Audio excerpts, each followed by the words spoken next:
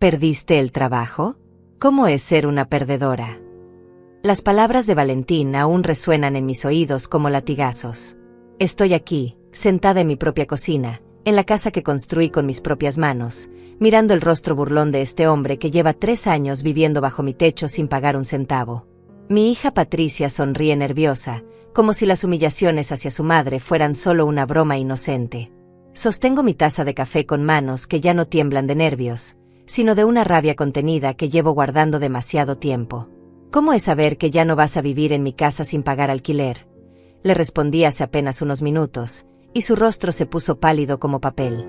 El silencio que siguió fue más elocuente que 1000 gritos. Ahora observo cómo Valentín evita mi mirada, cómo Patricia juguetea nerviosa con su servilleta, cómo el ambiente cambió por completo después de mis palabras. Porque por primera vez en años, no me quedé callada. Por primera vez, no sonreí fingiendo que todo estaba bien mientras me pisoteaban la dignidad. La carta de despido está doblada en mi bolsillo, esa maldita carta que dice que perdí mi trabajo por problemas de salud. 35 años en la misma empresa, 35 años levantándome antes del amanecer, trabajando horas extras para mantener esta casa, para darle todo a una hija que ahora me mira como si fuera una carga molesta. Pero algo cambió en ese momento. Cuando Valentín se burló de mí frente a toda la familia, cuando me llamó perdedora por haber perdido mi trabajo debido a la artritis que me carcome las manos, algo se rompió dentro de mí. No fue mi corazón, eso ya estaba hecho pedazos hace tiempo. Fue el miedo. Se rompió el miedo a quedarme sola, el miedo a que me abandonaran, el miedo a no ser querida. Recuerdo cuando Patricia llegó a casa hace 3 años, embarazada y sin dinero, con este hombre que prometía buscar trabajo pero nunca lo hizo. Es temporal, mamá, me dijo entonces. Solo hasta que nos establezcamos. 3 años después, él sigue durmiendo hasta mediodía en mi sofá, comiendo mi comida, usando mi electricidad, mi agua, mi internet. 3 años siendo el rey de un castillo que no construyó. Y Patricia, mi pequeña Patricia, que una vez fue mi princesa, ahora me trata como si fuera la empleada doméstica de su esposo. Me pide que lave su ropa, que prepare sus comidas, que mantenga silencio cuando él ve televisión a todo volumen hasta altas horas. Como si mi opinión no importara en mi propia casa, como si mi cansancio de 66 años fuera invisible. El almuerzo de hoy comenzó como tantos otros. Yo serví la comida que había preparado con mis propias manos y mi propio dinero. Ellos se sentaron como si fuera su derecho, sin agradecer, sin preguntar cómo me sentía después de recibir esa carta devastadora por la mañana. Cuando mencioné que había perdido mi trabajo por los problemas de artritis, esperaba al menos un poco de comprensión, tal vez algo de preocupación. En cambio, recibí esa carcajada cruel de Valentín. Esa mirada despectiva que me redujo a menos que nada. ¿Perdiste el trabajo? ¿Cómo es ser una perdedora? Como si mis décadas de sacrificio no valieran nada, como si mi dolor físico fuera una excusa, como si yo fuera la culpable de envejecer en un mundo que ya no me quiere. Pero en ese instante, mientras lo miraba reírse de mi desgracia, recordé algo que había olvidado durante estos años de abuso silencioso. Esta es mi casa. Yo pagué cada ladrillo, cada ventana, cada metro de este lugar con mi sudor y mis lágrimas. Y nadie, absolutamente nadie, tiene derecho a humillarme en mi propio hogar. Ahora estoy aquí, terminando mi café, sintiendo como algo nuevo nace dentro de mí. No es venganza lo que siento, es algo más profundo y poderoso. Es la certeza de que merezco respeto, de que merezco dignidad, de que merezco paz en mis años dorados. Y si tengo que estar sola para conseguirlo, que así sea. La conversación ha terminado. Valentín y Patricia se fueron a su habitación, seguramente para hablar de lo que acaba de pasar. Pero yo me quedo aquí, planeando, pensando, decidiendo. Porque algo me dice que este almuerzo marcó el final de una era y el comienzo de otra completamente diferente. Los días que siguieron a ese almuerzo fueron como caminar sobre cristales rotos. Patricia y Valentín actúan como si nada hubiera pasado, pero yo siento sus miradas cargadas de desprecio cada vez que paso por la sala. Él sigue tirado en mi sofá como un rey perezoso, ella sigue esperando que yo sirva, limpie y me mantenga invisible. Pero algo dentro de mí se ha despertado y ya no puedo fingir que todo está bien. Esta mañana encontré a Valentín rebuscando en mi bolso. Cuando le pregunté qué hacía, me dijo con total descaro que necesitaba $20 para cigarrillos. $20 de mi pensión, de mis ahorros que se reducen cada mes porque tengo que mantener a 2 adultos que se comportan como adolescentes caprichosos. Mamá, no seas tacaña, me dijo Patricia cuando me negué. Tacaña. Me llamó tacaña por no querer regalar mi dinero para los vicios de su esposo. Camino por mi casa y veo las huellas de su presencia invasiva por todas partes. Las marcas de sus apios sucios en mi alfombra beige, los platos grasientos que deja en la mesa de centro, la ropa interior colgada en mi patio como si fuera su territorio personal. Mi refrigerador siempre vacío porque él come como un animal hambriento, sin pensar que ese dinero sale de mi magra jubilación de $500 mensuales. Anoche escuché cómo hablaban de mí en susurros desde su habitación. Tu madre está volviéndose loca, decía él. Hay que tener paciencia, ya sabes cómo se ponen las viejas cuando pierden el trabajo. Viejas. Me llamó vieja como si fuera una cosa inútil que hay que tolerar. Patricia se reía bajito, mi propia hija riéndose de mi dolor, de mi humillación, de mi existencia. Durante 35 años me levanté a las 5 de la mañana para ir a esa fábrica. 35 años respirando polvo químico, operando máquinas peligrosas, aguantando jefes abusivos y compañeros machistas. Todo para construir un futuro mejor para Patricia, para que ella pudiera estudiar, para que tuviera oportunidades que yo nunca tuve. Y así me paga, permitiendo que su esposo me trate como basura en mi propia casa. El médico me había advertido sobre la artritis hace 2 años. Señora Ofelia, sus manos necesitan descanso, me dijo mientras revisaba las radiografías que mostraban mis huesos deformados por décadas de trabajo manual. Pero yo no podía descansar, tenía una casa que mantener, una hija que ayudar, un futuro que asegurar. Seguí trabajando hasta que mis manos ya no pudieron sostener las herramientas, hasta que el dolor se volvió insoportable. Y cuando finalmente llegó esa carta, cuando me dijeron que ya no era útil, que mis servicios ya no se necesitaban, lo único que recibí en casa fue burla. Nadie me preguntó si estaba triste, nadie me abrazó, nadie me dijo que todo iba a estar bien.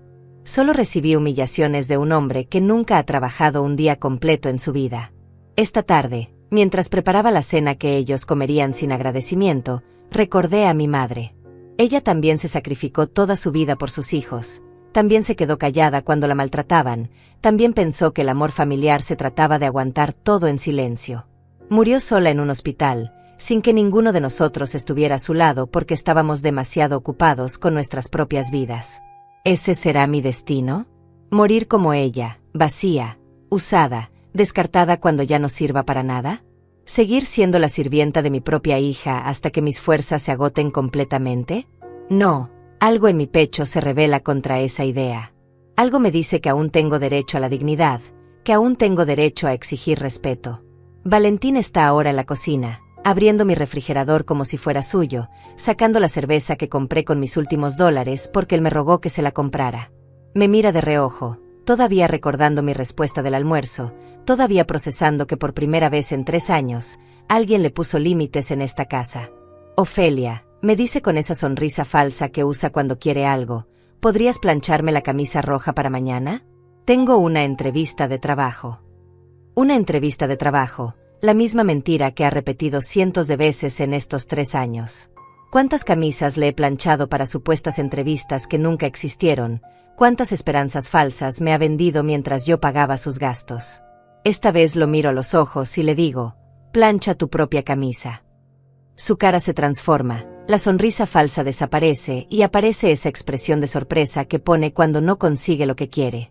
¿Perdón?, me dice, como si no hubiera escuchado bien. He dicho que planches tu propia camisa. Tengo artritis en las manos, ¿recuerdas? Soy una perdedora con problemas de salud. Patricia aparece en la cocina en ese momento, con el ceño fruncido. Mamá, no seas así con Valentín. Está tratando de conseguir trabajo. Siempre lo defiende, siempre encuentra excusas para su comportamiento, siempre me convierte a mí en la mala de la historia. Patricia, le digo con una calma que me sorprende a mí misma, tu esposo tiene 2 manos perfectamente funcionales. Que las use. El silencio que sigue es denso, cargado de una tensión nueva. Por primera vez en años, no soy yo quien se disculpa, no soy yo quien cede, no soy yo quien sacrifica su comodidad por la de ellos. Y aunque sé que esto es solo el comienzo, aunque sé que las cosas van a ponerse peor antes de mejorar, siento algo que había olvidado, siento que valgo algo. La gota que derramó el vaso llegó 3 días después del incidente de la camisa. Era viernes por la noche y yo había salido a la farmacia a comprar mis medicamentos para la artritis, esas pastillas caras que me cuestan $80 mensuales, pero que son lo único que calma el dolor en mis articulaciones. Cuando regresé, encontré la casa llena de extraños. Valentín había organizado una fiesta sin consultarme. Mi sala estaba repleta de sus amigos borrachos, fumando, riendo a carcajadas, derramando cerveza en mi sofá beige que tanto me costó comprar. La música estaba tan alta que se escuchaba desde la calle, mis vecinos seguramente pensando qué clase de irrespeto estaba permitiendo en mi propio hogar. «Ofelia», gritó Valentín desde la cocina cuando me vio entrar, con esa sonrisa de borracho que me daba náuseas. «Ven a conocer a mis amigos». Les estaba contando que vivo con la suegra más genial del mundo. Sus amigos se rieron, pero no era una risa amable. Era esa risa burlona de hombres que ven a una mujer mayor como una figura patética y divertida. Patricia estaba sirviendo tragos usando mi licor, esa botella de whisky que había guardado por años para ocasiones especiales. Mi whisky de $200, convertido en diversión gratuita para una pandilla de vagos que no conocía de nada. Cuando traté de protestar, ella me hizo una seña para que me callara. «No seas aguafiestas, mamá. Valentín necesita relajarse después de tanto buscar trabajo». Buscar trabajo. Esa mentira otra vez. Mientras yo me mataba durante décadas en esa fábrica, mientras mis manos se deformaban operando máquinas, mientras mi espalda se curvaba cargando cajas pesadas, este hombre buscaba trabajo durmiendo hasta mediodía y viendo televisión. Y ahora, después de humillarme por perder mi empleo por enfermedad, tenía el descaro de hacer fiestas en mi casa como si fuera el dueño. Me fui a mi habitación, la única habitación que aún sentía mía en esta casa que construí ladrillo por ladrillo. Pero ni siquiera allí tenía paz. Los gritos, la música, el sonido de botellas rompiéndose llegaba a través de las paredes. A las 2 de la mañana, cuando finalmente se fueron, bajé para ver los daños. Mi casa parecía zona de guerra. Vasos rotos en el piso, manchas de alcohol en la alfombra, quemaduras de cigarrillo en mi mesa de centro de madera. El cenicero que había usado mi difunto esposo estaba lleno de colillas apestosas. Había vómito en mi baño personal que ahora tendría que limpiar con mis manos artríticas porque nadie más lo haría. Patricia y Valentín ya se habían ido a dormir, dejándome sola con el desastre. Como siempre, como toda la vida, yo era la que tenía que limpiar las consecuencias de las decisiones de otros. Me senté en mi cocina, rodeada del caos, y lloré como no lloraba desde el funeral de mi esposo. Pero no lloré de tristeza, lloré de rabia, de impotencia, de cansancio profundo. Fue en ese momento, a las 3 de la mañana, limpiando vómito ajeno de mi propio baño, que algo se quebró definitivamente dentro de mí. No fue una decisión consciente, no fue un plan elaborado. Fue más primitivo que eso, más instintivo. Fue el momento en que mi cuerpo y mi alma dijeron hasta aquí. Al día siguiente, sábado, mientras ellos dormían su borrachera, salí de casa por primera vez en meses con un propósito claro. Caminé hasta el banco donde tengo mi cuenta desde hace 20 años, donde la cajera María me conoce y siempre me pregunta por Patricia con cariño genuino. «Buenos días, señora Ofelia», me saludó como siempre. «¿Cómo está su hija?» «María», le dije sentándome frente a su escritorio, «necesito hacer algunos cambios en mi cuenta». Saqué mi tarjeta de débito, esa misma tarjeta que Valentín había usado tantas veces sin mi permiso para comprar sus cigarrillos y sus cervezas. «Quiero cancelar esta tarjeta y solicitar una nueva con números diferentes. También quiero cambiar mi clave de acceso». María me miró con curiosidad, pero sin hacer preguntas indiscretas. Ella había visto suficientes casos como el mío, mujeres mayores que llegaban al banco buscando proteger sus pocos ahorros de familiares abusivos. «Por supuesto, señora Ofelia. También quiere que revisemos quién tiene acceso autorizado a su cuenta». Esa pregunta me golpeó como un rayo. Patricia tenía autorización para manejar mi cuenta desde el año pasado, cuando me convenció de que era necesario por si algo me pasaba. Ahora entendía que había sido otra manipulación, otra forma de control, otra manera de asegurar su acceso a mi dinero sin tener que pedirlo. «Sí, quiero remover a Patricia de mi cuenta. Solo yo tendré acceso de ahora en adelante». Las palabras salieron de mi boca con una firmeza que me sorprendió. María procesó la solicitud sin comentarios, pero vi en sus ojos algo que parecía aprobación, como si estuviera pensando: era ahora, señora Ofelia. Cuando salí del banco con mi nueva tarjeta, me dirigí a la ferretería de don Aurelio, un hombre de mi edad que había enviudado el año anterior y que siempre me trataba con respeto y consideración. Don Aurelio, le dije cuando lo encontré organizando tornillos, necesito cambiar las cerraduras de mi casa. Todas las cerraduras. Me miró con esos ojos sabios que han visto demasiada vida. Problemas familiares, doña Ofelia. Su pregunta fue directa pero sin juicio. Asentí sin vergüenza. Ya no me daba pena admitir que mi propia familia me maltrataba, ya no me importaba quedar como la mala de la historia. Le voy a dar las mejores cerraduras que tengo, me dijo mientras seleccionaba productos de calidad, cerraduras que no se pueden forzar, que no se pueden duplicar fácilmente. Y le voy a cobrar precio de costo, porque usted merece sentirse segura en su propia casa. Sus palabras me llegaron al corazón porque hacía tanto tiempo que nadie se preocupaba genuinamente por mi bienestar. Regresé a casa con las cerraduras en una bolsa, sintiéndome como una guerrera que se prepara para la batalla. Patricia y Valentín seguían durmiendo, ajenos a los movimientos que yo estaba haciendo, ajenos al hecho de que su época dorada de abuso estaba llegando a su fin. Esa noche, mientras cenábamos en silencio la comida que yo había preparado y pagado, los miré con ojos nuevos. Ya no los veía como familia, los veía como lo que realmente eran, dos adultos aprovechados que habían convertido mi hogar en su hotel gratuito y mi vida en su infierno particular. Pero el infierno estaba por cambiar de dueño. El lunes por la mañana, mientras Patricia y Valentín dormían hasta tarde como siempre, tomé el autobús que me llevaría al centro de la ciudad. Tenía una cita que había programado el viernes después de salir de la ferretería, una cita que podría cambiar mi vida para siempre. La oficina del licenciado Aurelio Mendoza quedaba en un edificio modesto pero respetable, exactamente el tipo de lugar donde una mujer como yo podía sentirse cómoda. Señora Ofelia, me recibió el abogado con una sonrisa profesional pero cálida. Tome asiento, por favor. Cuénteme exactamente qué está pasando en su casa. Era un hombre de unos 50 años, con canas prematuras y una mirada que inspiraba confianza.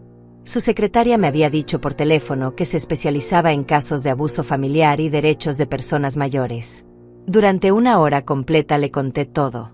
Le hablé de los 3 años de humillaciones, de Valentín viviendo gratis en mi casa, de Patricia permitiendo que me maltrataran, de las fiestas sin autorización, del dinero robado, de las burlas por mi enfermedad. El licenciado Aurelio tomaba notas meticulosas, haciendo preguntas específicas que me ayudaban a recordar detalles que creía sin importancia. Señora Ofelia, me dijo cuando terminé mi relato, lo que usted está describiendo se llama abuso económico y emocional. Y la buena noticia es que la ley está de su lado. Sacó un folder grueso lleno de documentos legales. Como propietaria de la vivienda, usted tiene derecho absoluto a decidir quién vive en su casa y bajo qué condiciones. Nadie puede quedarse en su propiedad sin su consentimiento, ni siquiera familia directa.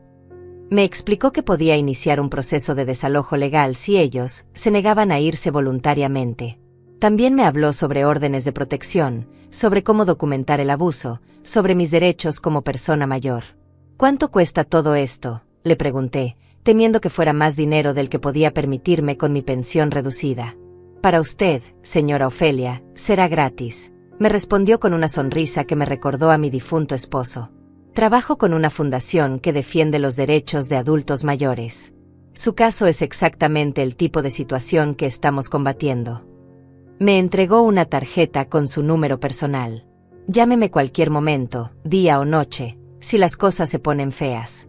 Y mantenga un registro de todo lo que pase de ahora en adelante.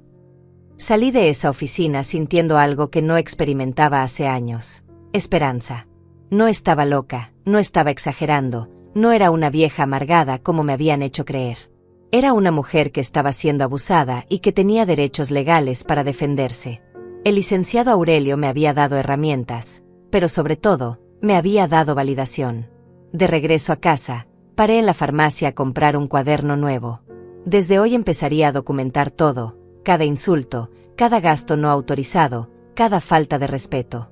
El abogado me había dicho que la documentación era clave para cualquier proceso legal futuro. También compré un candado pequeño para mi habitación, porque ya no confiaba en que respetaran mi privacidad. Cuando llegué a casa, encontré a Valentín en mi cocina, hablando por teléfono mientras comía los últimos huevos que había en mi refrigerador. Sí, hermano, decía entre risas. Aquí estoy viviendo la bella vida. La vieja paga todo y no se queja mucho. Bueno, últimamente está un poco loca, pero ya se le pasará. Me quedé parada en la entrada, escuchando cómo me describía como la vieja a sus amigos, cómo se burlaba de mi generosidad, cómo reducía mi dolor a estar un poco loca. Cuando me vio, no mostró ni una pizca de vergüenza. Al contrario, me hizo una seña para que esperara a que terminara su llamada, como si yo fuera la intrusa en mi propia cocina. Ofelia, me dijo cuando colgó, necesito que me prestes $100. Se me presentó una oportunidad de negocio increíble. Una oportunidad de negocio, por supuesto.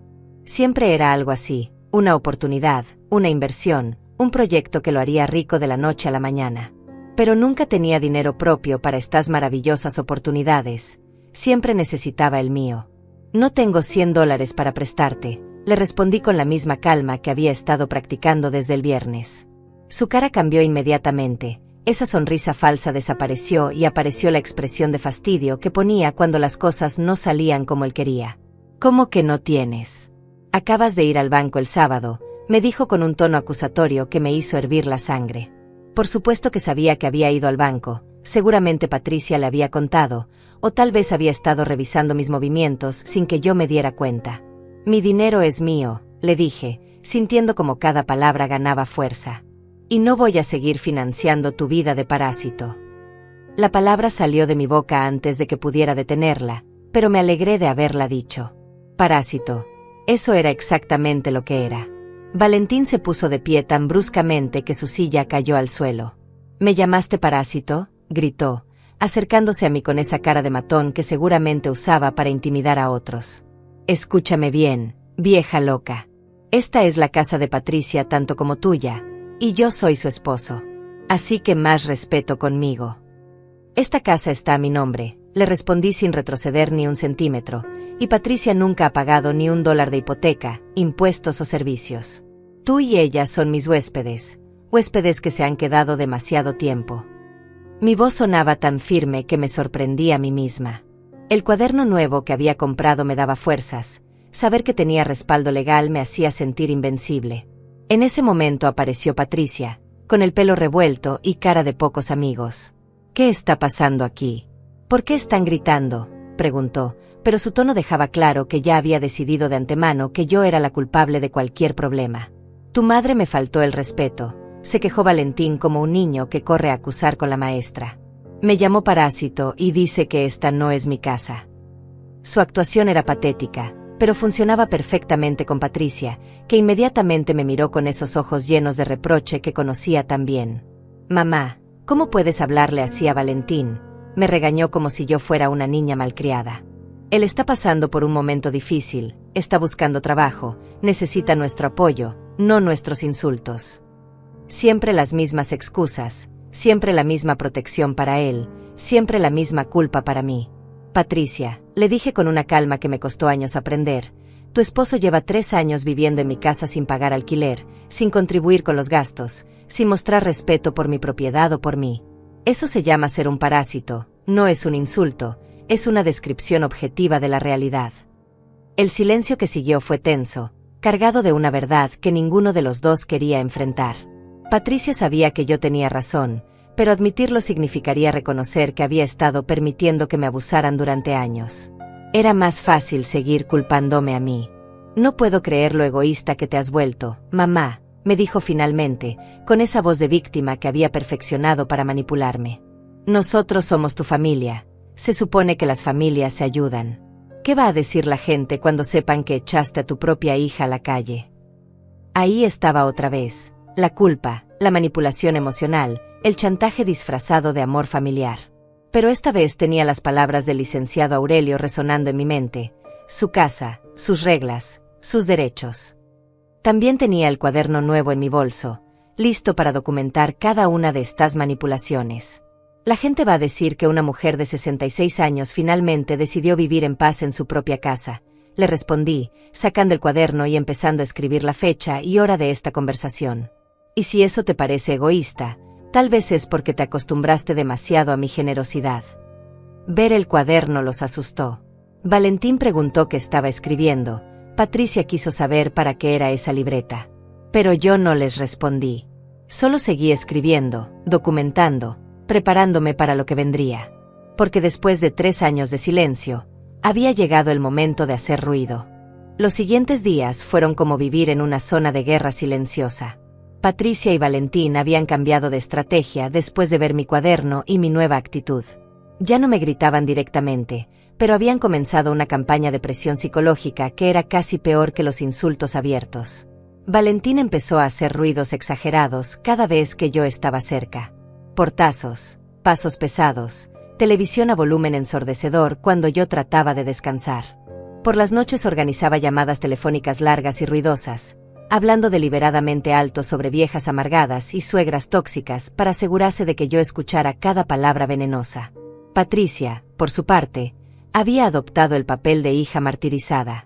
Suspiraba dramáticamente cada vez que me veía, hacía comentarios pasivo-agresivos sobre madres que abandonan a sus hijos en momentos difíciles, y había comenzado a llorar en conversaciones telefónicas con familiares lejanos, contando su versión distorsionada de los eventos. Tía Leticia, la escuché decir por teléfono ayer, no sé qué le pasa a mamá últimamente. Está muy agresiva, muy paranoica. Dice que Valentín y yo somos unos aprovechados, pero nosotros solo estamos aquí porque no tenemos a dónde ir. Me da miedo que esté desarrollando demencia o algo así. Demencia. La palabra me atravesó como una daga fría. Esa era su nueva narrativa, la madre loca, la vieja senil que ya no sabe lo que dice.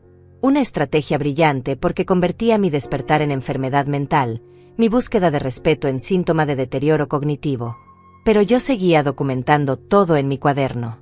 Cada manipulación, cada insulto velado, cada intento de hacerme dudar de mi propia cordura. El licenciado Aurelio me había explicado que este tipo de abuso psicológico tenía nombre, gaslighting, una técnica donde los abusadores hacen que sus víctimas cuestionen su propia percepción de la realidad. El miércoles por la tarde, mientras ellos habían salido a buscar trabajo, código para irse a tomar cervezas con amigos, recibí una visita inesperada.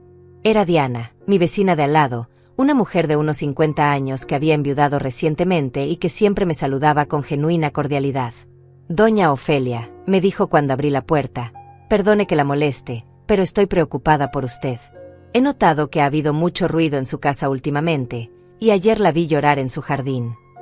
Sus ojos mostraban preocupación real, no esa compasión condescendiente que había aprendido a desconfiar. La invité a pasar y le serví café en mi cocina. Diana tenía esa calidad especial que tienen algunas mujeres que han sufrido, sabía escuchar sin juzgar, sabía hacer las preguntas correctas sin invadir. Durante 2 horas le conté mi historia completa, desde el principio hasta el cuaderno de documentación. Doña Ofelia, me dijo cuando terminé, usted no está loca, usted está siendo abusada. Y lo que está haciendo, defenderse, documentar todo, buscar ayuda legal, es exactamente lo que debería hacer cualquier persona en su situación. Sus palabras fueron como agua fresca para mi alma sedienta de validación. Diana me contó que había pasado por algo similar con sus propios hijos adultos después de que murió su esposo. Los hijos a veces ven a las madres viudas o solas como cajas de ahorro con patas, me dijo con una sonrisa amarga. Creen que porque nos dieron vida, nosotras les debemos la nuestra. Pero no es así, doña Ofelia. Nosotras también tenemos derecho a vivir en paz nuestros últimos años. Me ofreció su teléfono y su casa como refugio si las cosas se ponían difíciles. Si alguna vez necesita un lugar seguro donde quedarse, o simplemente alguien que le escuche, toque mi puerta. No importa la hora. Era la primera vez en años que alguien me ofrecía protección sin pedir nada a cambio. Cuando Patricia y Valentín regresaron esa noche, yo había cambiado todas las cerraduras de la casa. Don Aurelio de la ferretería había venido durante la tarde y había hecho un trabajo impecable. Cerraduras de alta seguridad en todas las puertas, incluyendo mi habitación, que ahora era verdaderamente mi santuario privado. Los vi llegar desde mi ventana, cargando bolsas de licor que seguramente habían comprado con el dinero que les di la semana pasada para medicinas de emergencia. Cuando trataron de abrir la puerta principal con su copia de la llave, la cerradura no cedió. Los escuché maldecir, confundidos, probando una y otra vez. Finalmente tocaron el timbre. Cuando abrí, Sus caras mostraban una mezcla de confusión y rabia que me resultó extrañamente satisfactoria. ¿Por qué nos sirve nuestra llave?, preguntó Patricia con esa voz aguda que ponía cuando estaba nerviosa. Cambié las cerraduras, les respondí con total naturalidad, como si fuera la cosa más normal del mundo. Es mi casa, tengo derecho a cambiar las cerraduras cuando se me dé la gana. Mi voz sonaba tranquila, pero por dentro mi corazón latía como tambor de guerra. Valentín explotó inmediatamente. «Estás completamente loca», gritó, tirando las bolsas al suelo. «No puedes cambiar las cerraduras sin avisarnos. Vivimos aquí». Su cara estaba roja de rabia, sus venas del cuello hinchadas como cuerdas tensas. «Ustedes no viven aquí», le corregí con esa frialdad nueva que había estado cultivando. «Ustedes están quedando aquí temporalmente, y ese arreglo está a punto de cambiar». Saqué mi cuaderno y empecé a escribir la fecha y hora de esta confrontación, describiendo su reacción violenta. «Mamá, por favor», intervino Patricia con voz suplicante, «estás actuando de manera muy extraña. ¿No crees que deberías hablar con un médico? Tal vez necesitas ayuda, tal vez tus medicinas te están afectando». Ahí estaba otra vez, el gaslighting, tratando de hacerme dudar de mi propia cordura. «Mi mente está perfectamente clara», le respondí, siguiendo escribiendo en mi cuaderno. «Tan clara que finalmente puedo ver lo que ha estado pasando en mi casa durante 3 años. Y tan clara que he decidido que ya no va a seguir pasando». Valentín se acercó a mí con intención intimidatoria, pero yo no retrocedí. «Dame esas llaves nuevas ahora mismo», me ordenó con esa voz de matón que había funcionado tantas veces antes. «No voy a pedírtelo 2 veces». «No», le dije simplemente. Una palabra, 2 letras, pero cargadas con todo el poder que había estado acumulando durante semanas. «No te voy a dar las llaves. Esta es mi casa y ustedes van a salir de ella». El silencio que siguió fue ensordecedor. Por primera vez en 3 años, Valentín se había topado con una pared que no podía derribar con gritos e intimidación. Patricia lo miraba esperando que hiciera algo, pero él estaba tan sorprendido como ella por mi resistencia. «Esto no va a quedar así», me amenazó finalmente, pero su voz ya no tenía la misma fuerza de antes. «Vamos a ver qué dice un abogado sobre esto. No puedes echarnos así como así». «Perfecto», le respondí con una sonrisa que me sorprendió a mí misma, porque yo también tengo abogado. Y él me ha dicho exactamente cuáles son mis derechos. Saqué la tarjeta del licenciado Aurelio de mi bolsillo y se la mostré. «¿Quieres llamarlo? Su número está aquí». La expresión de Valentín cambió cuando vio que yo tenía respaldo legal real. Ya no era la vieja indefensa que podía manipular a voluntad, era una mujer que se había armado con conocimiento y determinación. Y por primera vez en mucho tiempo, él era quien se veía asustado. Esa noche dormí con mi puerta cerrada con llave, mi cuaderno bajo la almohada y el teléfono de Diana en mi mesa de noche. Por primera vez en años, me sentí segura en mi propia habitación. El cambio había comenzado, y aunque sabía que la batalla no había terminado, finalmente sentía que podía ganarla. Afuera escuchaba sus voces susurrando planes, pero ya no me daban miedo. Tenía aliados, tenía derechos, y sobre todo, tenía la certeza de que merecía respeto en mi propia casa. El infierno que había sido mi vida estaba transformándose, y yo era quien controlaba esa transformación. Al día siguiente comenzó lo que yo llamo la semana del terror psicológico. Patricia y Valentín habían comprendido que su época dorada de abuso había terminado, pero no estaban dispuestos a rendirse sin una batalla campal. Como no podían usar la violencia física conmigo directamente, sabían que tenía documentación y respaldo legal, decidieron atacar mi estabilidad emocional con una crueldad calculada que me dejó sin aliento. Todo comenzó el jueves por la mañana cuando encontré todas mis plantas del jardín arrancadas de raíz. Mis rosas rojas, mis geranios blancos, mis margaritas amarillas, todo destruido durante la noche. 30 años cuidando ese jardín, 30 años viendo crecer esas flores que eran mi único refugio de belleza en medio del caos, destruidas en una sola noche de venganza silenciosa. Cuando les pregunté directamente si sabían algo sobre la destrucción, ambos pusieron caras de inocencia perfecta. «Mamá, ¿cómo puedes acusarnos de algo así?», me dijo Patricia con esa voz dolida que había perfeccionado para manipularme. «Tal vez fueron animales, o tal vez alguien pasó por la noche. No puedes culparnos de todo lo malo que pasa». Pero yo sabía la verdad, y ellos sabían que yo sabía. Era un mensaje claro: si yo quería guerra, ellos me darían guerra. Documenté la destrucción en mi cuaderno, tomé fotografías con mi teléfono viejo, y llamé al licenciado Aurelio para informarle sobre esta nueva escalada de abuso.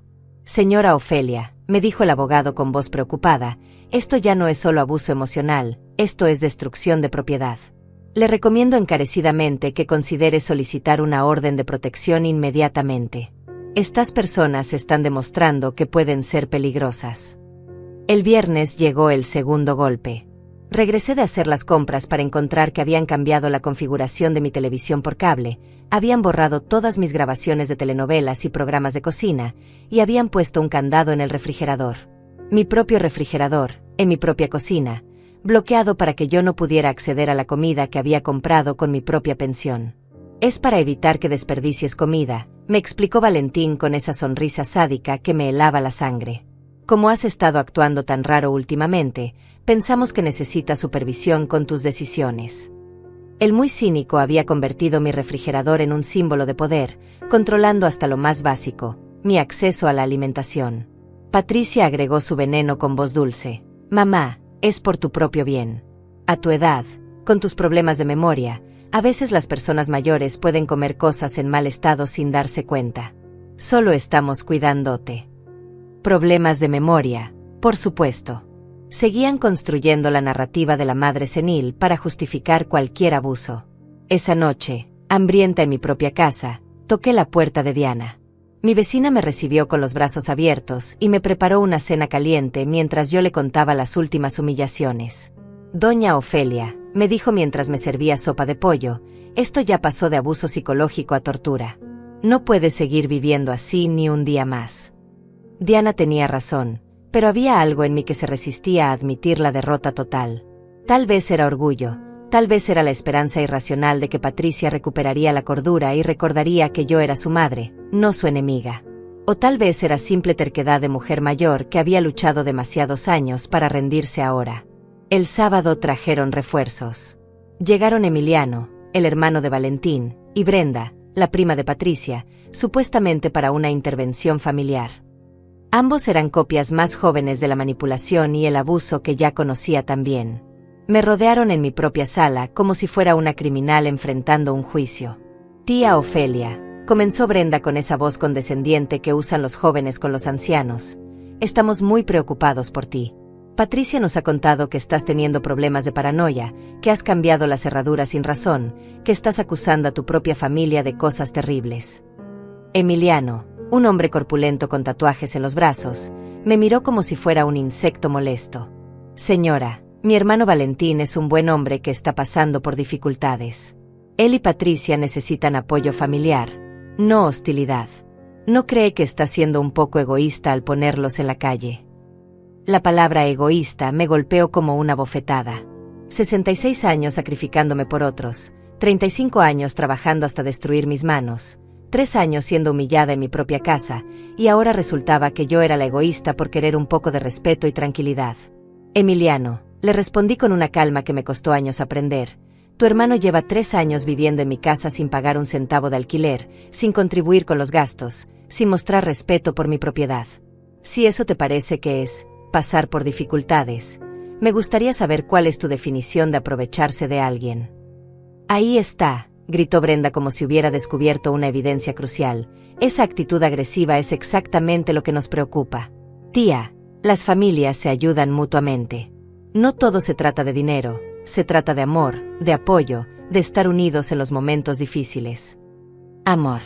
Esa palabra había perdido todo significado para mí después de años de ser usada como justificación para el abuso. Brenda, le dije mirándola directamente a los ojos, ¿tú has visto alguna muestra de amor hacia mí en esta casa? ¿Has visto que alguien se preocupe por mi salud, por mi felicidad, por mi bienestar? ¿O solo has visto gente exigiendo que yo dé y dé sin recibir nada a cambio? El silencio incómodo que siguió me dio la respuesta. Porque por supuesto que no habían visto amor hacia mí, habían visto exactamente lo contrario. Pero reconocerlo significaría admitir que Patricia y Valentín estaban equivocados, y eso era impensable para personas que habían venido con la agenda predeterminada de hacerme sentir culpable. La intervención continuó por 2 horas más. Me acusaron de abandono familiar, de ingratitud, de estar perdiendo el toque con la realidad. Me dijeron que las madres verdaderas no condicionan su amor al dinero, que yo debería estar orgullosa de poder ayudar a mi hija en momentos difíciles, que mi actitud iba a terminar con toda la familia odiándome. Pero por cada acusación, por cada manipulación, por cada intento de hacerme sentir culpable, yo tenía una respuesta tranquila y documentada. Les leí párrafos de mi cuaderno, les mostré las fotografías de mi jardín destruido, les expliqué exactamente cuánto dinero de mi pensión se había ido en mantener a 2 adultos que se negaban a trabajar. No estoy perdiendo la cordura, les dije al final de esa sesión de tortura psicológica, estoy recuperando mi dignidad. Y si eso los molesta tanto, tal vez es porque se habían acostumbrado demasiado a verme sin ella. Me puse de pie y caminé hacia mi habitación. Ahora, si me disculpan, esta es mi casa y estoy cansada. Pueden irse cuando gusten. El domingo, Diana me ayudó a instalar una cámara de seguridad pequeña que apuntaba hacia mi jardín y mi puerta principal. Para documentar cualquier cosa extraña que pase, me explicó mientras programaba la aplicación en mi teléfono. La evidencia en video es más poderosa que 1000 testimonios. Esa noche, acostada en mi cama con la puerta cerrada con llave, revisé mi cuaderno lleno de documentación. Tenía fechas, horas, testigos, fotografías, grabaciones. Tenía el respaldo de un abogado experimentado y el apoyo de una vecina genuinamente preocupada por mi bienestar. Tenía herramientas legales y evidencia sólida. Pero sobre todo, tenía algo que había perdido hace años y que estaba recuperando día a día. Tenía mi autoestima. Ya no me creía sus mentiras sobre ser una madre mala, una vieja loca, una carga familiar. Sabía exactamente lo que era. Una mujer que había dado todo y que finalmente había decidido que merecía recibir respeto a cambio. La guerra psicológica continuaba, pero ahora yo también tenía armas. Y estaba aprendiendo a usarlas con la precisión que solo da la experiencia de haber sido subestimada durante demasiado tiempo. El lunes llegó el golpe más bajo que habían intentado hasta ahora. Regresé de mi cita médica mensual para encontrar a Patricia sentada en mi mesa de cocina con un folder lleno de papeles legales. Su cara mostraba esa mezcla de falsa preocupación y determinación cruel que había aprendido a reconocer como la más peligrosa de sus expresiones. «Mamá», me dijo con voz suave pero firme, «hemos estado hablando con un abogado sobre tu situación. Creemos que necesitas ayuda profesional para manejar tus finanzas y tus decisiones diarias». Puso los papeles frente a mí como si fuera un regalo envenenado. «Estos son los documentos para iniciar un proceso de tutela. Es por tu propio bien». Tutela. La palabra me golpeó como un martillo en el pecho. Querían declararme incompetente mentalmente para tomar mis propias decisiones. Querían convertirme legalmente en una inválida mental bajo su control absoluto. Era la jugada perfecta. Si lograban que un juez me declarara incapaz, tendrían acceso legal a mi casa, mi dinero, mi vida entera. «Patricia», le dije con una voz que temblaba de rabia contenida, «me estás diciendo que quieres que me declaren loca para poder controlar mi vida». Mis manos se cerraron en puños mientras trataba de procesar la enormidad de esta traición. Mi propia hija, la niña que llevé en mi vientre, que crié con amor, que defendí de todo mal, ahora quería destruir mi autonomía para su beneficio económico. «No es declararte loca, mamá», respondió con esa paciencia exagerada que usan con los niños difíciles. «Es reconocer que a tu edad, con el estrés de perder el trabajo, tal vez necesitas apoyo para tomar decisiones importantes. Las personas mayores a veces desarrollan paranoia, demencia temprana, trastornos que los hacen actuar de forma irracional». Valentina apareció en la cocina en ese momento, con una sonrisa que no llegaba a sus ojos. «Ofelia, esto no es personal. Solo queremos asegurarnos de que tengas el cuidado que necesitas. Hemos hablado con un geriatra que está dispuesto a evaluarte, y con un abogado especializado en casos de adultos mayores con problemas cognitivos». Por supuesto que habían hablado con especialistas. Seguramente médicos y abogados que se especializaban en encontrar excusas legales para despojar a ancianos de sus derechos. Había escuchado historias similares en el centro de salud, familias codiciosas que usaban el sistema legal para robar a sus padres y abuelos. «Ustedes no van a hacer nada de eso», les dije con una firmeza que me sorprendió a mí misma.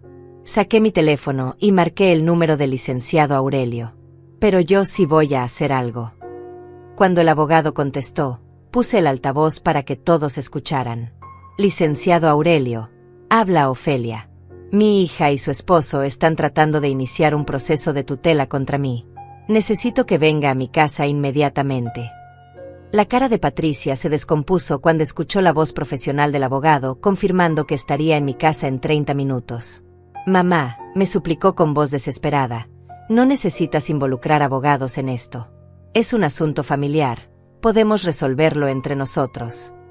Ya no hay nada que resolver entre nosotros, le respondí con una claridad cristalina. Ustedes cruzaron la línea cuando decidieron intentar quitarme mis derechos legales. Ahora esto es una batalla legal, y van a descubrir que esta vieja loca tiene mejores abogados que ustedes. Durante los 30 minutos que esperamos al licenciado Aurelio, Valentín y Patricia trataron de convencerme de que cancelara la llamada. Usaron todas sus tácticas habituales, súplicas, amenazas veladas, chantaje emocional, incluso lágrimas falsas. Pero yo ya había pasado el punto sin retorno. La tutela había sido su error más grande, porque me había mostrado hasta dónde estaban dispuestos a llegar. Cuando llegó el licenciado Aurelio, venía acompañado de una mujer elegante de unos 40 años. Señora Ofelia, me presentó, esta es la doctora Leticia Vázquez, psiquiatra geriátrica y especialista en evaluaciones de competencia mental. Cuando me contó sobre el intento de tutela, pensé que sería bueno que ella estuviera presente. La doctora Leticia tenía esa autoridad tranquila que inspira confianza inmediata. Se sentó conmigo en la sala y me hizo una serie de preguntas durante 45 minutos, sobre mi historia personal, mis finanzas, mis decisiones recientes, mi estado emocional. También revisó mi cuaderno de documentación y las fotografías de la destrucción de mi jardín. Señora Ofelia, me dijo finalmente con una sonrisa profesional, su capacidad mental está completamente intacta. Usted muestra signos de inteligencia emocional alta, capacidad de planificación excelente, y toma de decisiones racionales y bien fundamentadas. Cualquier intento de cuestionarle su competencia mental sería no solo infundado, sino éticamente cuestionable. Volteé a mirar a Patricia y Valentín, que habían estado escuchando la evaluación con caras cada vez más pálidas. Su plan maestro se había desmoronado en menos de una hora, y ahora tenían que enfrentar las consecuencias legales de haber intentado un fraude de tutela. El licenciado Aurelio sacó sus propios documentos. Señora Ofelia, he preparado una orden de desalojo formal. Sus inquilinos tienen 72 horas para abandonar la propiedad voluntariamente. Si no lo hacen, procederemos con el desalojo forzoso con apoyo de las autoridades. Le entregó una copia a Patricia y otra a Valentín. También he documentado el intento de tutela fraudulenta, que constituye abuso de adulto mayor según la ley estatal. Esto no puede estar pasando, murmuró Patricia, leyendo los documentos legales con manos temblorosas. Mamá, somos tu familia. No puedes echarnos así, no puedes destruir tu propia familia por dinero. Las lágrimas que rodaban por sus mejillas parecían genuinas, pero ya no me conmovían como antes. Patricia, le dije con una tristeza profunda pero tranquila, yo no estoy destruyendo nuestra familia. Ustedes la destruyeron cuando decidieron que era más fácil abusarme que respetarme. Cuando decidieron que era más conveniente robarme que trabajar. Cuando decidieron que mi dignidad valía menos que su comodidad. Valentín se puso de pie bruscamente, tirando su silla. Esto es ridículo, gritó, señalándome con el dedo como si fuera yo la criminal.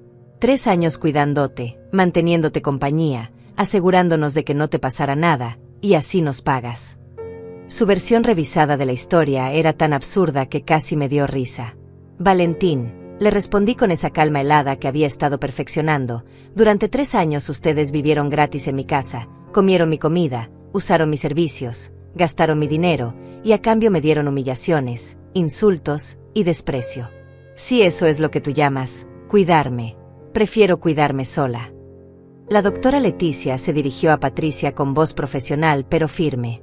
Señorita, el intento de tutela sin fundamento médico constituye abuso psicológico hacia un adulto mayor. Le recomiendo encarecidamente que busque asesoría legal independiente, porque su madre tiene una causa sólida para acciones legales adicionales. Esa fue la gota que derramó el vaso. Patricia se desplomó en el sofá, llorando como una niña, repitiendo que solo había querido ayudarme, que había malentendido mis necesidades, que nunca había querido lastimarme. Pero sus lágrimas ya no tenían poder sobre mí. Había aprendido la diferencia entre remordimiento genuino y manipulación desesperada. Cuando el licenciado Aurelio y la doctora Leticia se fueron, la casa quedó en un silencio pesado. Patricia y Valentín se fueron a su habitación sin decir una palabra, seguramente para planear su próximo movimiento. Pero yo sabía que ya no tenían movimientos efectivos. Se les habían agotado las estrategias, se les habían acabado las opciones de control. Esa noche, sentada en mi cocina con una taza de té caliente, llamé a Diana para contarle lo que había pasado. «Doña Ofelia», me dijo con orgullo en la voz, «usted acaba de ganar la batalla más importante de su vida». Y lo hizo con elegancia, con inteligencia, y con una dignidad que debería inspirar a todas las mujeres de nuestra edad. Por primera vez en años, me sentí verdaderamente poderosa. No había gritado, no había perdido los estribos, no había caído en provocaciones. Había usado el sistema legal, había conseguido evaluación profesional, había documentado todo meticulosamente. Había peleado como una guerrera inteligente, no como una víctima desesperada. 72 horas. Eso era todo lo que quedaba de mi pesadilla. 72 horas para cerrar este capítulo oscuro de mi vida y comenzar uno nuevo, donde el respeto no fuera una petición sino una expectativa, donde la paz no fuera un lujo sino un derecho. Las siguientes 72 horas fueron las más tensas y extrañas de mi vida. Patricia y Valentín se movían por la casa como fantasmas derrotados, empacando sus pertenencias con una lentitud deliberada que parecía diseñada para torturarme hasta el último momento. Pero yo ya no sentía miedo ni culpa, solo una determinación férrea de llegar hasta el final de esta batalla que había comenzado en aquel almuerzo humillante. El primer día después de la orden de desalojo, Patricia intentó la estrategia del arrepentimiento dramático. Se presentó en mi habitación a las 6 de la mañana, con los ojos rojos de llorar y una carta manuscrita en las manos. «Mamá», me dijo con voz quebrada, «escribí esto para ti. Por favor, léelo con el corazón abierto». La carta era una obra maestra de manipulación emocional.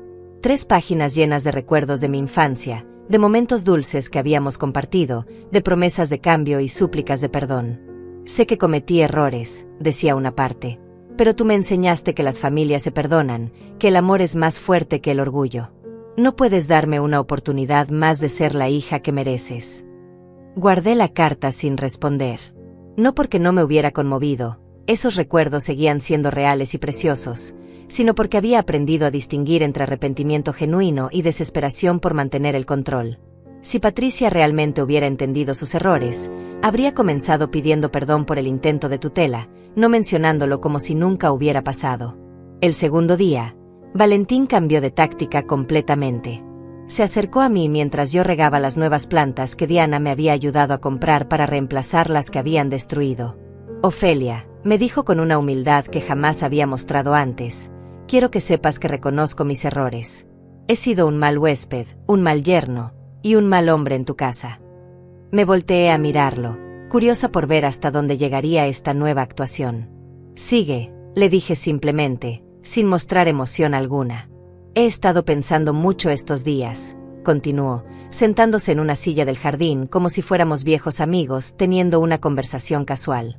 «Y me di cuenta de que tienes razón en todo. Debería haber buscado trabajo más activamente, debería haber contribuido con los gastos, debería haberte tratado con más respeto. Pero puedo cambiar. Ofelia, dame una oportunidad de demostrarte que puedo ser diferente». Era una actuación convincente, tenía que admitirlo. Pero había algo en sus ojos que me decía que esto era solo otra estrategia, otro intento de manipulación. «Valentín», le respondí mientras plantaba una rosa roja nueva, «¿sabes cuál es la diferencia entre arrepentimiento real y pánico por perder un lugar cómodo donde vivir gratis?» Su cara cambió ligeramente, una microexpresión de fastidio que confirmó mis sospechas. «¿Qué quieres decir?», me preguntó, tratando de mantener el tono humilde. «El arrepentimiento real viene acompañado de acciones concretas para reparar el daño causado», le expliqué mientras acomodaba la tierra alrededor de la nueva planta. «El pánico viene acompañado de promesas vagas sobre cambios futuros. Tú has tenido 3 años para demostrar respeto y consideración. Si no lo hiciste en 3 años, ¿por qué habría de creerte que lo harás ahora que estás desesperado?» Esa noche escuché cómo hablaban en susurros hasta muy tarde, planeando seguramente su último intento de mantener su vida parasitaria. Pero yo dormí tranquila, sabiendo que tenía todas las herramientas legales necesarias para hacer cumplir la orden de desalojo si era necesario. El tercer día, el último día del plazo legal, llegaron los refuerzos familiares en masa. Tía Leticia, primo Fabián, incluso la abuela Ismael, que tenía 83 años y que rarely salía de su casa. Todos llegaron con la misma historia. Había que hacer una reunión familiar para resolver este malentendido antes de que las cosas llegaran demasiado lejos. Me rodearon en mi propia sala como un tribunal familiar, cada uno con su estrategia particular de presión psicológica. Tía Leticia usó la culpa religiosa. Ofelia, ¿qué diría tu madre si supiera que estás echando a tu propia hija a la calle? Primo Fabián usó la vergüenza social. La gente en el barrio ya está hablando, dicen que te volviste una vieja amargada. La abuela Ismael usó la tradición familiar. En nuestra familia siempre nos hemos ayudado mutuamente, nunca habíamos tenido estos problemas. Pero la presión más fuerte vino de Patricia misma, que había preparado un discurso que parecía ensayado para máximo impacto emocional. Mamá, comenzó con lágrimas corriendo por sus mejillas, sé que he sido una mala hija. Sé que he permitido que Valentín te faltara el respeto, sé que no he valorado todo lo que has hecho por mí. Pero si nos echas hoy, vas a destruir para siempre nuestra relación madre-hija. Se puso de rodillas frente a mi silla, tomando mis manos con las suyas. No tenemos a dónde ir, mamá. Literalmente no tenemos dinero ni familia que nos reciba. Si nos echas, vamos a terminar en la calle, y cuando yo esté durmiendo en un puente bajo la lluvia, voy a recordar que mi propia madre prefirió su comodidad a la seguridad de su hija. El silencio que siguió fue denso, cargado de expectativa. Toda la habitación esperaba que yo cediera, que la culpa y la manipulación emocional funcionaran como habían funcionado durante años. Pero algo había cambiado fundamentalmente en mí durante estas semanas de batalla. Patricia, le dije con una calma que me sorprendió a mí misma, hace un momento dijiste que has sido una mala hija. Y tienes razón, lo has sido. Pero no por las razones que mencionaste. Me puse de pie, liberando mis manos de las suyas. Has sido una mala hija porque permitiste que tu esposo me humillara en mi propia casa. Has sido una mala hija porque elegiste defender a quien me maltrataba en lugar de defender a quien te crió con amor. Y has sido una mala hija porque cuando finalmente decidí exigir respeto, tu respuesta fue intentar declararme mentalmente incompetente. La habitación quedó en completo silencio. Nadie esperaba que yo fuera tan directa, tan clara en mi análisis de la situación.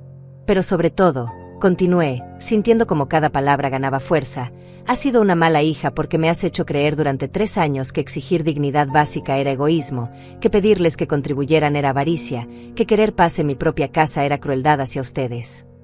Me dirigí hacia la ventana, mirando el jardín donde mis nuevas plantas comenzaban a florecer. No van a dormir bajo un puente, Patricia. Van a tener que hacer lo que hacen todos los adultos responsables: trabajar, ahorrar, buscar un lugar que puedan pagar con su propio esfuerzo. Van a tener que vivir como personas independientes en lugar de como parásitos. Tía Leticia se puso de pie indignada. Ofelia, ¿cómo puedes hablarle así a tu propia hija? ¿Dónde está tu corazón de madre? Su voz temblaba de rabia moral, como si yo fuera la villana de esta historia. Mi corazón de madre, le respondí volteándome hacia ella, está exactamente donde debería estar, protegiendo mi derecho a vivir mis últimos años con dignidad. Un corazón de madre que permite el abuso no es amor, es codependencia. Un corazón de madre que sacrifica su bienestar para mantener adultos que se niegan a crecer no es generosidad, es complicidad en su inmadurez. La abuela Ismael, con su voz temblorosa de octogenaria, hizo su último intento. Mija, vas a quedar muy sola. La soledad mata a las personas de nuestra edad más rápido que cualquier enfermedad. ¿No prefieres tener familia cerca, aunque sea imperfecta, que estar completamente sola? Esa pregunta me llegó profundo, porque tocaba mi miedo más grande.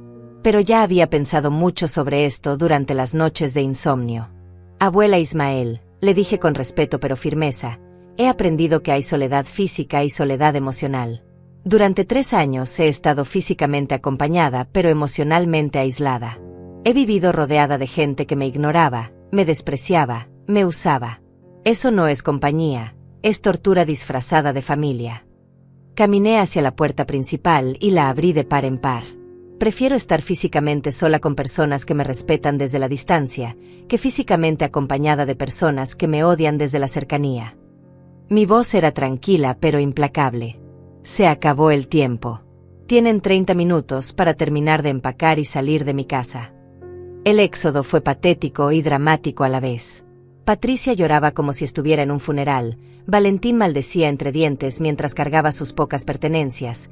Los familiares me lanzaban miradas de reproche como si yo fuera una monster. Pero yo permanecí firme en mi decisión, documentando todo en mi cuaderno por si necesitaba evidencia legal más adelante. Cuando finalmente se fueron, cuando la última maleta salió por mi puerta y el último familiar desapareció por la esquina, me quedé parada en el umbral de mi casa, respirando profundo el aire de mi nueva libertad. El silencio que siguió a su partida fue diferente a cualquier silencio que hubiera experimentado antes. No era el silencio pesado de la tensión, ni el silencio vacío de la soledad. Era el silencio dorado de la paz, un silencio que me envolvía como un abrazo cálido después de años de ruido emocional constante. Cerré la puerta principal con llave, mi cerradura, mi decisión, y caminé lentamente por mi casa, redescubriéndola como si fuera la primera vez. Mi sala sin marcas de zapatos sucios, mi cocina sin platos grasientos abandonados, mi baño sin pelos ajenos en el lavabo. Cada espacio recuperado se sentía como un territorio liberado después de una ocupación hostil. Diana apareció en mi puerta esa misma tarde, con una botella de vino tinto y una sonrisa que irradiaba orgullo maternal. «Doña Ofelia», me dijo cuando la dejé entrar, «vengo a celebrar con la mujer más valiente que conozco». Nos sentamos en mi jardín, entre las flores nuevas que habíamos plantado juntas, y brindamos por mi libertad reconquistada. «¿Cómo se siente?», me preguntó Diana mientras el vino nos relajaba y el atardecer pintaba mi jardín de tonos dorados. Era una pregunta simple pero profunda, porque yo misma estaba tratando de procesar las emociones que me inundaban. «Se siente como despertar después de una pesadilla muy larga», le respondí, sorprendiéndome de la precisión de esa metáfora. Durante 3 años viví en un estado constante de alerta, esperando el próximo insulto, la próxima humillación, el próximo abuso. Ahora puedo respirar sin preguntarme qué van a exigirme cuando baje la guardia. Los primeros días de mi nueva vida fueron una revelación continua. Podía ver televisión sin que nadie cambiara el canal, podía cocinar solo lo que me gustaba en las porciones que necesitaba, podía abrir mi refrigerador sin encontrarlo vacío. Pequeñas libertades que había olvidado que existían, pequeños placeres que habían sido robados tan gradualmente que ni siquiera había notado su ausencia. Pero no todo fue fácil. Las noches eran particularmente difíciles, cuando los fantasmas de la culpa venían a visitarme. «Hiciste lo correcto», me susurraban las voces del condicionamiento familiar. «¿No eres muy dura? ¿Y si realmente no tienen a dónde ir? ¿Y si Patricia está sufriendo?». Estas preguntas me atormentaban en la oscuridad, haciendo que cuestionara mi propia validación. Una semana después de su partida, recibí una llamada de Patricia. Su voz sonaba pequeña, derrotada, muy diferente a la mujer que había intentado declararme incompetente mentalmente. «Mamá», me dijo después de un silencio incómodo, «estamos quedándonos en un hotel barato. Valentín consiguió trabajo en una construcción, está trabajando de verdad por primera vez en años». Parte de mí quería preguntar si estaban bien, si necesitaban algo, si podía ayudarlos de alguna manera. Pero me contuve, recordando las palabras del licenciado Aurelio: «Los abusadores siempre prueban si pueden volver cuando su víctima está en un momento vulnerable». «Patricia», le respondí con una firmeza que me costó años aprender, «me alegra saber que Valentín está trabajando. Es lo que debería haber estado haciendo durante los últimos 3 años». Hice una pausa, eligiendo mis palabras cuidadosamente. «Si algún día decides que quieres una relación conmigo basada en respeto mutuo, sin Valentín presente, podemos hablar. Pero esa decisión tiene que venir de ti, no de una crisis económica». «Mamá, no puedo elegir entre mi esposo y mi madre», me respondió con esa voz de víctima que también conocía. «¿No puedes perdonar y olvidar? No podemos volver a ser una familia». «Patricia, yo no te estoy pidiendo que elijas entre tu esposo y tu madre», le aclaré con paciencia. «Te estoy pidiendo que elijas entre el respeto y el abuso. Si decides que quieres una relación conmigo, va a ser una relación donde se respeten límites básicos, donde no se toleren insultos o humillaciones, donde se entienda que mi casa es mi refugio, no su hotel gratuito». La llamada terminó ahí. Patricia colgó sin despedirse, probablemente frustrada porque no había conseguido lo que quería, que yo cediera por culpa y permitiera que las cosas volvieran al estado anterior. Pero yo ya no era la misma mujer que había tolerado 3 años de abuso por miedo a la soledad. 2 semanas después, mientras plantaba nuevas rosas en mi jardín, llegó una visita inesperada. Era Aurelio, el ferretero que me había ayudado con las herraduras, pero esta vez no venía por trabajo. Traía una maceta con jazmines blancos y una sonrisa tímida que me recordó a los pretendientes de mi juventud. «Doña Ofelia», me dijo mientras yo me limpiaba las manos en el delantal, «espero que no piense que estoy siendo inapropiado, pero quería felicitarla personalmente por lo que hizo. En este barrio todos conocemos historias de familias que abusan de sus mayores, pero pocas veces vemos a alguien que tenga el valor de defenderse como lo hizo usted». Aurelio se quedó a tomar café esa tarde, y me contó su propia historia. Había perdido a su esposa el año anterior después de 40 años de matrimonio, y sus propios hijos adultos habían tratado de presionarlo para que vendiera su casa y se mudara a un asilo. Querían que vendiera para repartirse la herencia en vida, me explicó con una sonrisa amarga. Pero esta casa representa mi independencia, mi dignidad. Sin ella, soy solo un viejo esperando morir. Descubrí que Aurelio era un hombre inteligente, gracioso, lleno de historias interesantes sobre sus décadas trabajando en construcción y ferretería. Tenía esa sabiduría tranquila que solo da la experiencia de haber enfrentado muchas tormentas y haber sobrevivido a todas. Más importante aún, me trataba con el respeto que había olvidado que merecía. «Doña Ofelia», me dijo cuando se preparaba para irse esa tarde, «¿le gustaría acompañarme al mercado del pueblo el domingo? Hacen una feria de flores hermosa, y pensé que tal vez le interesaría ver variedades nuevas para su jardín». Su invitación era tímida pero sincera, sin presión, sin expectativas más allá de pasar un rato agradable. «Me encantaría», le respondí, sintiendo como una sonrisa genuina iluminaba mi cara por primera vez en meses. «Hace años que no voy a una feria de flores». Esa noche, acostada en mi cama con la puerta abierta por primera vez en semanas, ya no necesitaba esconderme en mi propia casa, reflexioné sobre los cambios que había experimentado. No solo había recuperado mi casa y mi dignidad, había redescubierto que la vida podía ser placentera, que podía haber nuevas amistades, nuevas experiencias, nuevas razones para levantarme cada mañana con esperanza. Un mes después de la partida de Patricia y Valentín, mientras regaba mis flores en una mañana soleada, pensé en todo el camino recorrido desde aquel almuerzo humillante donde Valentín me había llamado perdedora. ¡Qué ironía tan perfecta! Él había creído que perder mi trabajo me convertía en una fracasada, pero había sido precisamente esa pérdida la que me había dado el empujón final para recuperar mi vida. Diana apareció por encima de la cerca que separaba nuestros jardines, con una taza de café en la mano y esa sonrisa cómplice que había desarrollado durante estas semanas de amistad. «Buenos días, doña Ofelia. ¿Cómo está la mujer más libre del barrio esta hermosa mañana?» «Muy bien, Diana», le respondí, sintiendo la verdad profunda de esas palabras simples. «Muy, muy bien». Aurelio pasó en su camioneta en ese momento, saludándome con la mano desde la ventana mientras se dirigía a abrir su ferretería. En unas horas vendría a almorzar, como había empezado a hacer los domingos. Habíamos desarrollado una amistad hermosa, basada en conversaciones inteligentes, risas genuinas, y esa compañía tranquila que solo es posible entre personas que se respetan mutuamente. Esa tarde, mientras preparaba la comida para Aurelio, sonó mi teléfono. El nombre de Patricia apareció en la pantalla, pero por primera vez en mi vida, no sentí obligación de contestar inmediatamente.